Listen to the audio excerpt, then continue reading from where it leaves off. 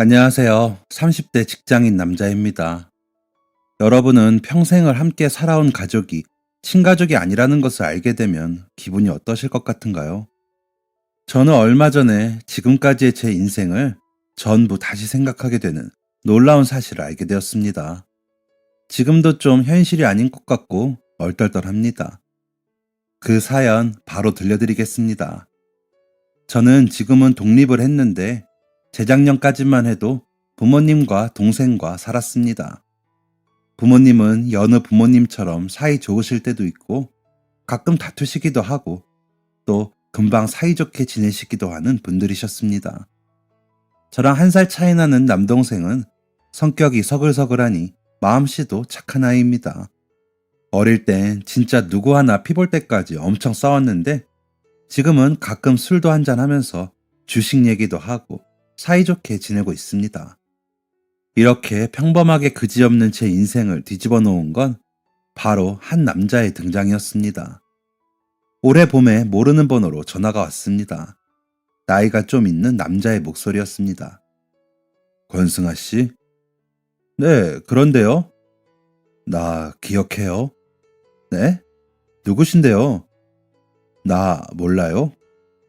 아니, 누구신데요? 성함이 어떻게 되세요? 김용우. 이래도 모르나? 네, 죄송하지만 잘 모르겠습니다. 나는 당신을 아는데 왜 당신은 나를 모르지? 글쎄요, 용건 없으시면 끊겠습니다. 처음엔 전 직장 사람이었나? 거래처 사람인가? 아버지 친구분이신가? 했다가 나중엔 신종 보이스 피싱인가 했습니다. 그렇게 약간 기분 나쁜 전화를 마친 지 일주일 뒤에 한 남자가 제 회사 앞으로 찾아왔습니다. 점심시간이 되어서 팀원들이랑 밥을 먹으러 건물에서 막 빠져나왔을 때였습니다. 승아야! 누가 제 이름을 부르더라고요. 50대 후반 정도의 남자가 있었습니다. 저를 보면서 반갑게 웃는데 도통 누군지를 모르겠더라고요. 팀원들한테 먼저 가 있으라 하고 그 남자에게 갔습니다.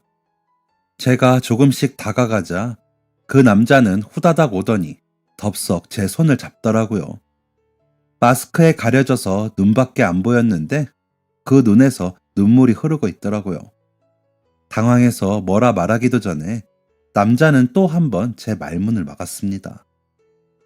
승아야, 나 기억나니? 아빠야, 아빠. 저는 일단 자신을 아빠라고 하는 그 남자가 진정될 때까지 기다렸습니다. 밥 먹어야 한다는 사실도 잊은 채 근처 카페에 가서 아이스 커피를 원샷했습니다. 이게 무슨 상황인지 그 남자가 빨리 얘기해 주기를 기다렸습니다. 남자는 티슈 여러 장을 적시고는 저를 머리부터 발끝까지 천천히 훑었습니다. 아주 아련한 표정으로요. 아주 잘 커주었구나. 제가 당황해서 일단 카페로 모시고 오긴 했는데 사람 잘못 보신 것 같아요. 너 승아 아니니? 아니요, 맞는데 댁 아드님은 아니라는 거죠. 아마 저랑 동명이인인가 봐요. 저희 아버지 잘 살아계시고 아무래도 사람 잘못 보신 것 같습니다. 아버지 이름 권종철, 어머니 이름 이미연, 맞지? 순간 발부터 머리끝까지 소름이 쫙 돋아 올라왔습니다. 우리 부모님 성함을 어떻게 아는 거지? 나쁜 사람인가 싶으면서 그 순간에는 진짜 무섭더라고요. 생각해보세요. 모르는 누군가가 가족의 신상에 대해 내게 말한다면 얼마나 소름 끼칠지. 당신 뭐야? 말했잖니, 네 친아버지라고. 저는 일단 차분히 나의 친아버지라는 사람의 얘기를 듣기로 했습니다. 뭐든 섣불리 판단하면 안 될 것 같았습니다. 자기가 친아버지라고 주장하는 사람의 말은 이랬습니다. 제가 두 돌이 되었을 무렵부터 저희 어머니는 보모 일을 하셨다고 했습니다. 맡아준 아이는 바로 저희 부모님의 아들, 제 동생이었죠. 저희 부모님은 제 친정어머니를 엄청 부려먹었답니다. 자신들의 아이면서 잘 돌보지도 않고 조금 놀아주기만 하고 굳은 일은 모두 저희 친어머니께 떠넘겼다는 겁니다. 그래서 집에도 잘 못 들어가시고 밤을 새워가며 보모의 역할에 충실했다는 겁니다. 그러던 어느 날 친어머니는 제 동생을 데리고 마트에 다녀오는 길이었다고 합니다. 유모차를 끌고 신호등을 건너는데 분명 보행자 신호등이 초록불로 켜져 있는데 트럭이 멈추지 않고 달려와서 어머니를 그대로 쳤답니다. 그렇게 저희 친어머니는 즉사, 동생은 정말 기적적으로 살 수 있었답니다. 정말 믿을 수가 없었습니다. 지금까지 30년 넘게 내 부모님이라고 생각한 분들이 사실은 친부모가 아니었다니 누가 믿겠나요? 게다가 내 친엄마는 제 동생의 부모였다니 정말 혼란스러웠습니다. 혼란스러워하는 제 표정을 읽은 건지 잠시 말을 멈췄던 친아버지가 다시 얘기를 이어가더군요. 친아버지는 저와 단둘이 덩그러니 남았답니다. 아내를 잃은 슬픔도 잠시, 저를 어떻게든 키워야 했는데 저를 맡길 곳이 없어서 일을 할 수가 없었답니다. 그래서 염치불구하고 제 부모님을 찾아갔대요. 당신들의 아이 때문에 이렇게 되었으니 조금만 도와줄 수 있냐고요. 아니면 친어머니가 하던 보모 일을 자신이 대신 할 테니 저와 함께 할 수 있게 해달라고 했답니다. 그런데 글쎄 저희 부모님이 그런 불쌍한 처지의 친아버지에게 욕을 했다는 겁니다. 친아버지는 그때의 기억이 다시 떠오르는 듯 그때 저희 부모님이 하셨다는 말을 재현해 보였습니다. 뭐? 사정을 도와달라고? 당신 와이프 때문에 우리 애가 다친 거 몰라? 죽을 거면 혼자 곱게 죽을 것이지. 우리 애까지 다치게 하고 말이야. 없이 사는 거 불쌍해서 데려다가 일 시켰더니 이런 형편없는 상황이나 만들고 말이야. 내가 당신 소송 안 거는 걸로 다행이다 생각해. 어디 감히 귀한 내 아들 얼굴에 상처를 내? 당장 꺼지고 다시는 눈에 띄지 마. 믿을 수가 없었습니다. 저희 부모님께서 그런 험악한 말을 쓰시다니 평생 본 적이 없었거든요. 생각해보니 제 동생의 눈썹 부근에 작은 흉터가 있긴 합니다. 평상시에는 안 보이고 인상 쓸 때 살짝 보이는 정도인데 그런 걸로 아들 목숨을 구한 여자를 험담할 그런 분들이 절대 아니십니다. 친아버지는 이 상황에 마침표를 찍듯이 한마디를 덧붙였습니다. 그 사람들 네 엄마 장례식장에 오지도 않았다. 거짓말. 이건 다 거짓말이야. 이렇게 몇 번을 되뇌었습니다. 하지만 아직 정신을 놓기에는 일렀습니다. 그런 일을 겪고 제가 어떻게 지금의 부모님과 살게 되었는지 알아야 했거든요. 친아버지는 계속해서 이야기를 해주었습니다.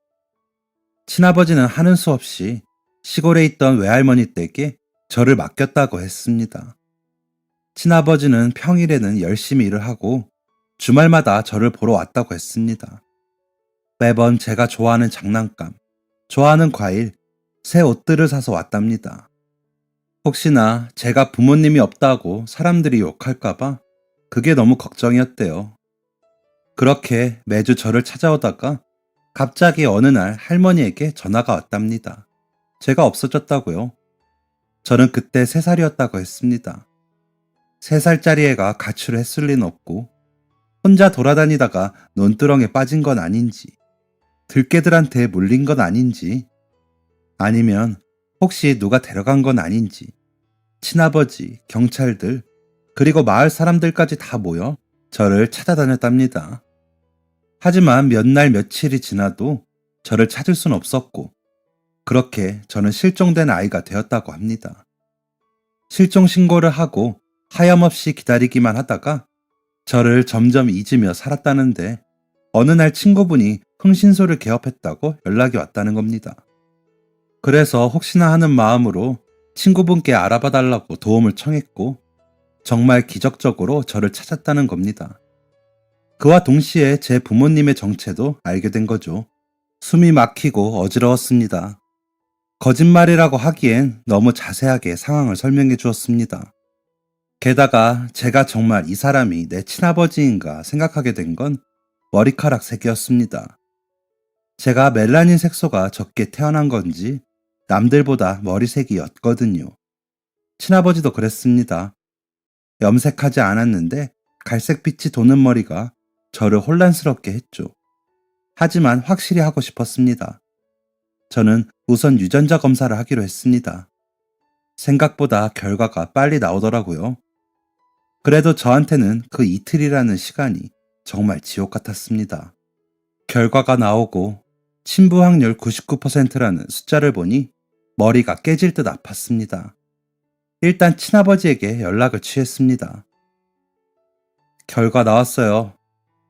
이제 믿겠구나. 어디 계세요? 일단 좀 뵙고 싶은데. 그게 내가 지금 병원인데. 친아버지가 병원에서 검사를 받는 중이라고 하더라고요. 회사에서 멀지 않은 곳이라 제가 모시러 갔습니다. 친아버지가 배를 부여잡고는 천천히 나왔습니다. 병원에는 왜 오셨어요? 어디 아프세요? 그게 내가 콩팥이 하나 없어서 혈압도 높고. 그래서요? 어디 많이 안 좋으신 거예요? 며칠 입원해야 할 것 같다는데 잘 모르겠네. 입원하면 입원하는 거지 뭘 잘 모르세요. 그게 입원하면 골치 아프잖아. 일도 못하고. 돈도 많이 나가고. 그리고 의사가 이대로면 얼마나 살 수 있을지도 모르겠다고 하더라고. 그게 무슨 소리세요? 아프시면 입원해야죠. 돈 걱정하지 마시고 입원하세요. 제가 모실게요. 뭐, 뭐? 어떻게 그러냐? 내가 뭐라고? 곧 죽을지도 모르는데. 뭐긴요. 제 아버지잖아요. 그건 당연한 거죠. 아버지 절대 안 죽어요. 제가 책임질게요. 친아버지는 마지못해 고개를 끄덕이며 일단 다음에 검사를 한 번 더 해본다고 하더라고요. 정말 당연하다고 생각했습니다. 저의 친아버지니까. 그 친아버지가 경제적으로 힘드니까 무조건 도와야 한다고 생각했죠. 저를 키워주신 부모님과 동생에 대한 생각이 정리되지 않았는데 동생에게 연락이 오더라고요. 한잔 하자고요.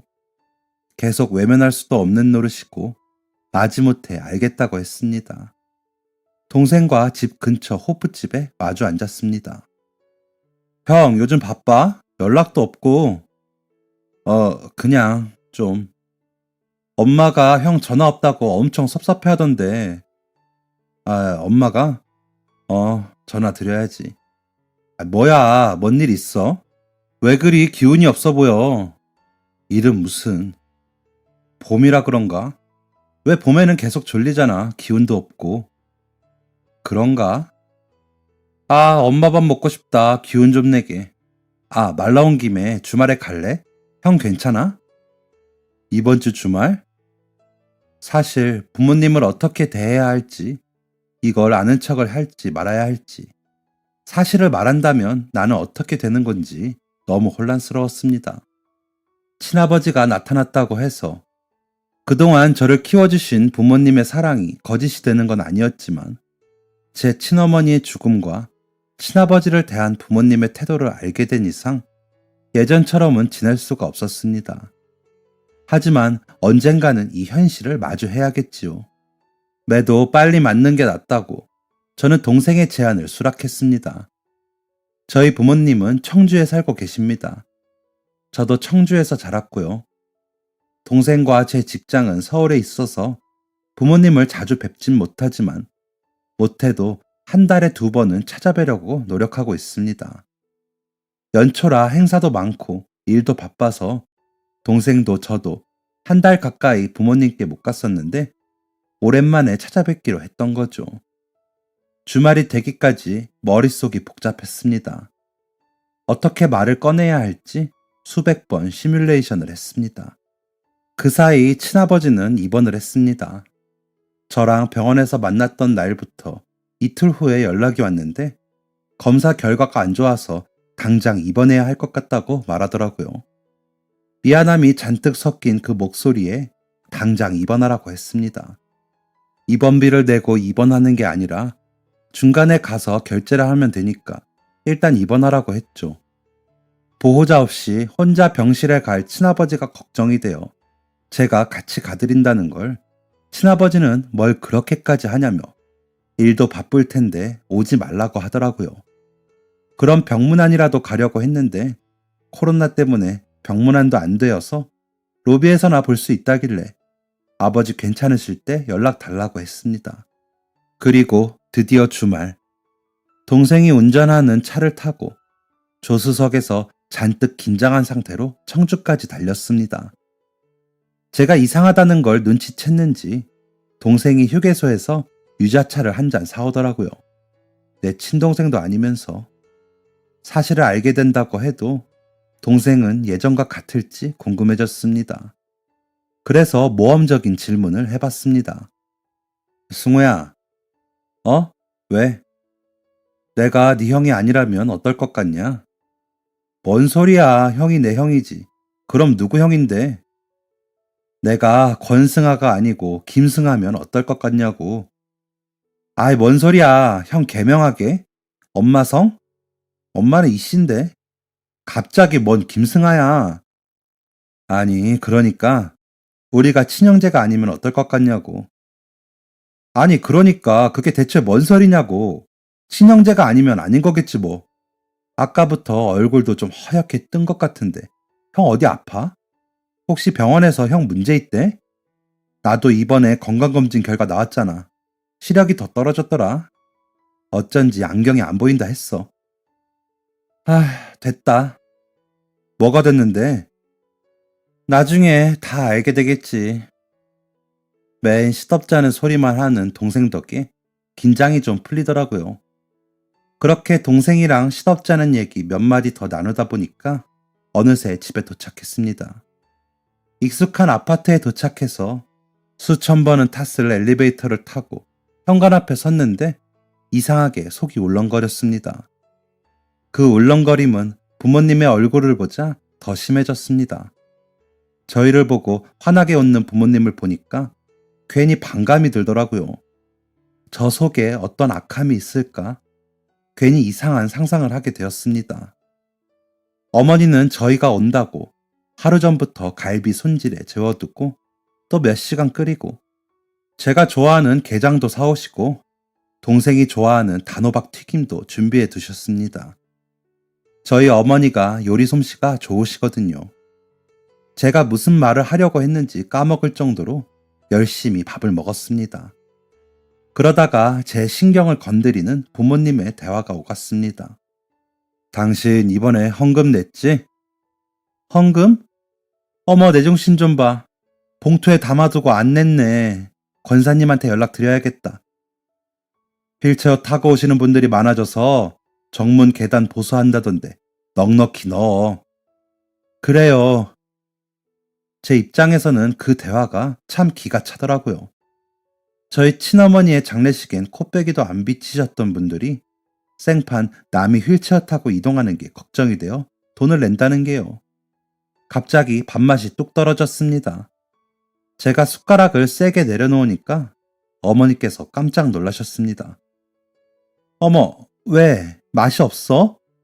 아니요. 그럼 왜? 밥 더 줄까? 아니요. 왜 그래, 승아야? 무슨 일 있니? 제가 권승아가 맞아요? 뭐? 저 권승아 아니잖아요. 김승아잖아요. 그게 무슨 말이냐? 찔리기라도 하셨는지 아버지가 대답하더라고요. 이거 진짜구나. 나 진짜 이 집 식구가 아니구나 싶어 갑자기 감정이 북받쳐 올랐습니다. 제가 평생 모를 수 있을 거라고 생각하셨어요? 저 권승아 아니고 김승아잖아요. 이 집 아들 아니잖아요. 저희 친아버지 버젓이 살아있고 어머니는 돌아가셨잖아요. 여기 있는 승우 살리려다가요. 그게, 그게 승아야. 아, 진짜네. 다 맞네. 다 사실이었네요. 저, 제 친아버지 만나서 유전자 검사까지 하고 왔어요. 거짓말할 생각하지 마세요. 그리고 다 들었어요. 엄마랑, 그쪽들이 얼마나 파렴치한 인간인지요. 그게 아니야, 승아야. 제 친어머니 장례식에 가셨어요? 그게 그러니까. 진짜 안 가셨구나. 진짜 안 간 거였어. 그럼 저 제 외할머니 댁에서 자란 건 맞아요? 거기에 있던 저를 말없이 데려온 거고요? 어머니는 말이 없는 아버지의 눈치를 슬쩍 보더니 일단 진정하고 앉아보라고 했습니다. 모든 게 진실인 걸 알게 된 이상 제가 그 집에 더 있을 이유는 없었습니다. 당장 그 자리를 박차고 나왔습니다. 현관까지 쫓아온 동생이 혼란스럽다는 표정으로 저를 붙잡더라고요. 동생의 손을 뿌리치고 나가버렸습니다. 핸드폰은 놓고 나왔는데 다행히 지갑은 주머니에 있더라고요. 혼자 고속버스 타고 집으로 와버렸습니다. 진짜 계속 눈물만 나더라고요. 네, 나이 32 먹고 버스에서 울었습니다. 제 인생 전부를 부정당하는 기분이었습니다. 핸드폰이 없다는 건 여간 불편한 게 아니더라고요. 다음 날이 일요일이라서 집에서 늦게까지 잠자다가 대충 배달 음식 먹고 늦은 오후에 핸드폰 가게를 향했습니다. 집을 나서는데 공동 현관 앞에 부모님이 계시더라고요. 그러니까 저를 키워준 부모님이요. 솔직히 좀 당황스러웠습니다.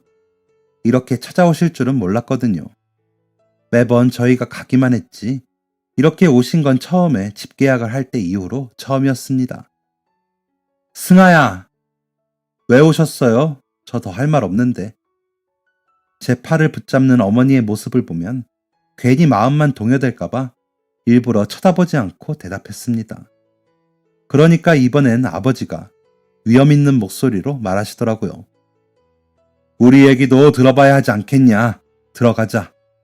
하는 수 없이 저는 두 분을 모시고 다시 집으로 들어갔습니다. 얼마나 그럴듯한 이야기를 꾸며오셨는지 드러나보자 하는 마음이었습니다. 아마 30년 동안 꾸며진 얘기였겠지요. 오랜만에 온 아들의 집이 낯선 건지 어머니는 방 이곳저곳을 천천히 훑고 나서야 얘기를 시작하셨습니다. 아마 마음을 가다듬으려고 그러셨던 것 같기도 하네요. 어머니는 제가 알고 있는 이야기의 일부는 맞고 일부는 틀리다고 하셨습니다. 먼저 저희 친어머니가 제 동생의 부모는 맞다고 하셨습니다. 저희 친어머니는 시장에 있는 반찬가게에서 일을 했답니다. 반찬가게 주인은 아니고 그냥 일하는 분이셨대요. 임신하기 전부터 임신기간 그리고 출산 후에도 열심히 일하셨대요. 출산 후에는 저를 등에 업고 일하셨대요. 저를 키워주신 어머니는 그 반찬가게의 단골이었는데 정확히는 저를 보러 가셨답니다. 제가 막 100일을 넘기고 친어머니의 등에 업혀 시장을 나갔을 때 양어머니는 임신 중이셨대요. 그래서 아기인 제가 너무 예뻐 보이셨던 거죠. 그렇게 매일 저 보러 오면서 반찬 하나 사가고 하셨답니다. 그러다가 알게 되신 거죠. 저희 친어머니가 반찬가게에서 어떤 수모를 당하며 일하는지요. 반찬가게 사장은 자신은 손 하나 까딱하지 않고 앉아서 친어머니에게 일을 다 시켰고 머리나 어깨를 툭툭 치며 일을 시키는 등 하대하며 돈도 엄청 적게 주었답니다. 그래도 친어머니는 아기를 데리고 일할 수 있어서 행복하다고 양어머니께 말하셨대요. 하지만 양어머니는 그게 전혀 행복해 보이지 않더랍니다. 그래서 자신이 출산을 하면 아이를 봐줄 수 있겠냐고 물어봤답니다. 친정 엄마가 안 계셔서 도와줄 사람이 없다고 도와주면 참 좋을 것 같다고요. 물론 아기였던 저와 함께요. 친어머니는 바로 알겠다고 하셨답니다. 그리고 그로부터 한 달 후 저희 양어머니는 출산을 하게 됩니다. 그게 바로 제 동생인 거죠. 저와 친어머니, 양어머니, 그리고 동생은 아주 재미있는 하루들을 보냈답니다. 양어머니는 저희 친어머니를 친언니로 생각했다고 하셨습니다. 언제나 옆을 든든하게 지켜줬대요. 그러던 어느 날 장을 보러 간다던 친어머니가 승우 바람이나 쐬게 해준다고 유모차에 태워 나갔고 그날 사고가 일어난 거래요. 친어머니는 바로 즉사, 유모차에 타고 있던 동생은 눈썹만 살짝 긁힌 정도였죠. 주변 사람들의 말로는 트럭이 가까이 다가오는 그 찰나에 친어머니가 유모차만 냅다 앞으로 밀어버렸답니다. 승우를 살리고 자신의 목숨을 바치신 거죠. 양어머니는 그 얘기를 하시면서 눈물을 훔쳤습니다. 그럼 장례식장에는 왜 안 가셨어요? 갔는데 너희 친아버지가 문전박대 하더라. 여기가 어디라고? 무슨 낯짝으로 왔냐고. 당장 꺼지라면서 주변에 집히는 거 다 던지는데 어쩌니. 그 이후 들려주신 얘기는 저를 더더욱 황당하게 했습니다. 친어머니는 생전에 친아버지 때문에 힘들다는 이야기를 많이 하셨답니다. 일을 하는 건지 아닌지 집에 가져오는 돈은 없고 그렇다고 집에 붙어 있는 것도 아니고 한 번은 노름을 하다가 친어머니께 딱 걸렸대요. 뿐만 아니라 친어머니께 폭언과 욕설을 일삼았고 육아는 일체 도와주지 않았다는 겁니다. 그래서 어머니께서 저를 데리고 일하신 거고요. 제가 그런 친아버지의 손에 온전히 넘겨지는 것이 염려되었던 양 어머니와 아버지는 어느 정도의 생활비를 제 친아버지께 보내줬다고 했습니다. 친어머니의 죽음에 대한 애도의 표현이기도 했던 거죠. 한 달에 한 번 두 사람이 쓰기에 적지 않은 생활비를 줬고 그러면서 저도 한 번씩 보고 그랬답니다. 그런데 한 3개월째 되었을 때 가보니까 집안 꼴이 엉망이었다는 겁니다. 고작 3살이었던 저는 너무 말라 갈비뼈가 앙상했고 잘 씻지 않은 티가 났답니다. 주변 사람들의 말을 들어보건대 친아버지가 일은 안 하고 하루 종일 집에만 있는 것 같다고 했답니다. 저희 양부모님이 주신 생활비가 넉넉하니 일의 필요성을 못 느낀 거죠. 어머니는 저의 깨지재했던 모습이 자꾸 생각나서 일주일 뒤에 다시 가봤다고 했습니다. 그러니까 집이 텅 비어 있더래요. 삶의 흔적은 그대로인데 저랑 친아버지가 없었다는 겁니다. 아는 사람, 모르는 사람 총 동원해서 물어도 못 찾고 있었는데 저희의 행방은 정확하게 2달 뒤에 밝혀졌답니다. 주말 오후에 누가 초인종을 누르는 소리에 나가보니까 어떤 할머니가 저를 데리고 있었답니다. 여전히 말랐지만 깨끗하게 씻겨진 모습에 머리도 깔끔하게 넘겨져 있었다고 했습니다. 그 할머니가 바로 제 외할머니였다고 했습니다. 외할머니는 소파에 앉고서 계속 기침을 하시며 흐르는 땀을 손수건으로 몇 번이나 닦고 나서야 그간의 일을 말해주셨답니다. 저희 친아버지가 저를 외할머니께 맡기고, 아니 정확하게는 버리고 가버렸대요. 이렇게 말했답니다. 돈 나오는 구멍이라 생각하고 데리고 있었는데 지 엄마 닮아서 그런지 애가 성격이 드세고 말을 안 들어서 더 못 키우겠다고. 당신네 딸이 낳은 새끼니까 키우던 말던 알아서 하라고요. 외할머니는 시골에서 혼자 살고 계셨대요. 건강도 많이 안 좋으셔서 아이를 키울 만한 여건이 안 되셨죠. 그래도 손주니까 어떻게든 키워보겠다고 애쓰셨는데 당신이 느끼기에 살 날이 얼마 안 남은 것 같다고. 이러다가 애가 할머니 죽는 꼴까지 보겠다며 더는 안 되겠다고 하셨답니다. 친어머니께서 생전에 할머니를 찾아뵈었을 때 밤낮으로 저희 양어머니 얘기를 하더래요. 그렇게 좋은 분은 처음 봤다고. 그래서 믿을 수 있을 것 같아 데려왔다고. 맡길 곳이 여기밖에 없어서 미안하다고 하셨답니다. 양부모님은 기꺼이 저를 맡기로 하셨답니다. 저를 데리고 먼 길 고생해서 오신 외할머니는 그날 저희 부모님 댁에서 주무시고 다음날 떠나셨대요. 그리고 한 달이 채 되지 않아 돌아가셨다고 했습니다. 지금 이걸 저보고 믿으라고요? 제가 어떻게 믿어요? 어머니는 제게 사진을 내미셨습니다. 저와 동생, 양어머니, 그리고 친어머니로 추정되는 분이 사진 속에서 환하게 웃고 계셨습니다. 얼굴 한 번 못 봤고 생각나는 추억도 없는데 그냥 눈물이 나더라고요. 울고 있는 제게 어머니가 사진 한 장을 더 내미셨습니다. 친어머니와 제가 단둘이 찍은 사진이었습니다. 저와 친어머니는 한복을 입고 있었습니다. 돌잔치도 못한 저를 위해서 양어머니께서 동생 돌잔치 때 사진이라도 남기라며 해주신 거라고 하더라고요. 사진 속에 번진 친어머니의 행복한 미소를 보니 지금까지의 모든 이야기를 부정할 수 없었습니다. 그리고 생각나는 사람이 하나 더 있었습니다. 바로 저의 친아버지였습니다. 저는 무작정 친아버지가 있는 병원으로 갔습니다. 이게 다행인진 모르겠는데 제가 일하는 회사 업무 특성상 코로나 검사를 자주 하거든요. 금요일 날 검사했던 결과 보여드리니까 바로 보호자 출입증을 주시더라고요. 평소엔 그렇게 하기 싫었던 PCR 검사가 그땐 얼마나 고맙던지요. 아버지가 있는 병실을 찾아 올라가면서도 사실 괜히 왔나 싶었습니다. 아픈 아버지를 보고 뭐라고 따져 물을 수도 없는 노릇이고, 그래도 아픈데 병원비라도 드려야 하는 거 아닌가. 콩팥이 없고 고혈압인 거면 정말 심각한 거라던데, 나 때문에 더 혈압 높아져서 진짜 큰일 나는 건 아닌가. 의사가 얼마 못 산다고 하지 않았나 걱정이 되더라고요. 그런데 병실에 있는 아버지의 모습을 보니 그런 생각이 싹 사라졌습니다. 고스톱을 치고 있더라고요.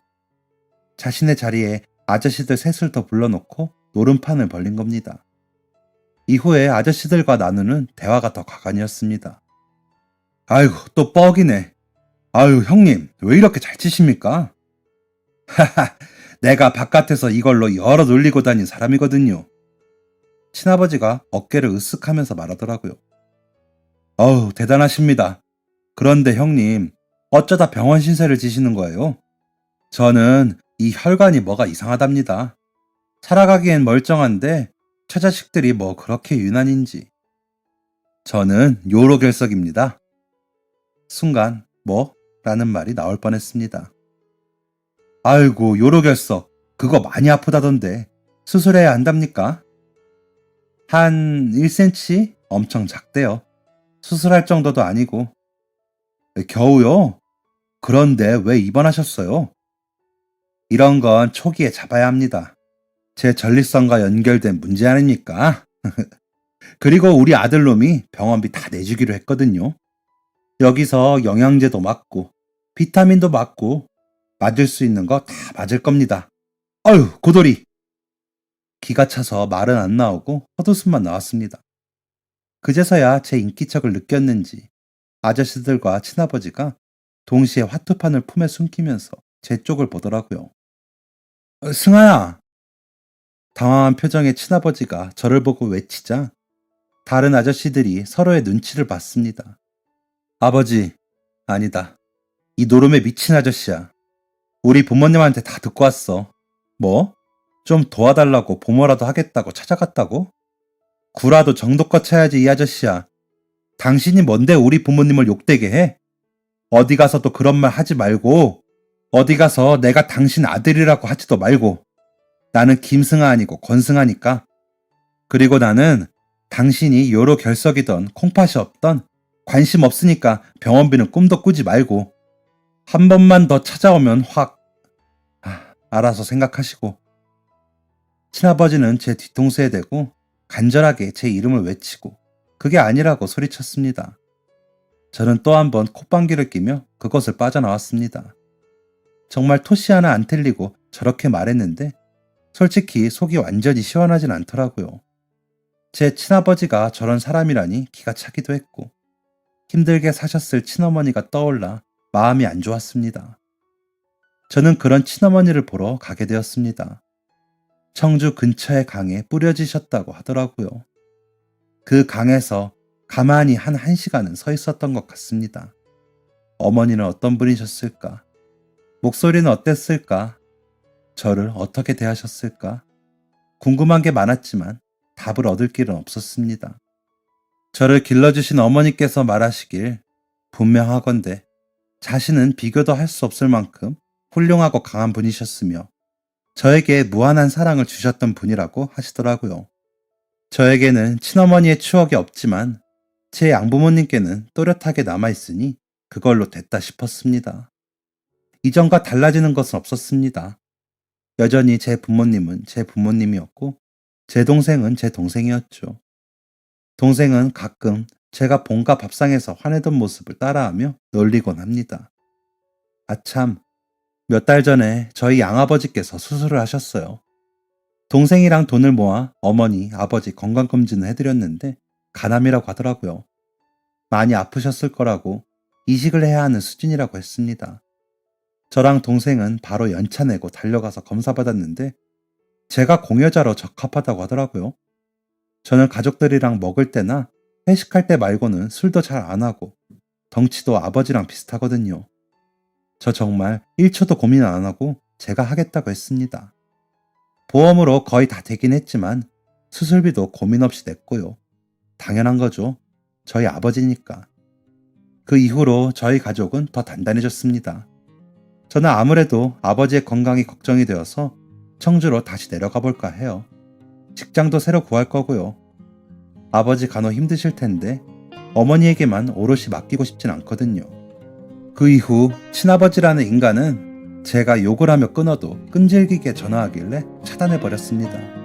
세상 살다 보니 참 별의별 일이 다 있다 싶을 때가 종종 있었는데 앞으로 이것보다 별일은 없을 것 같습니다.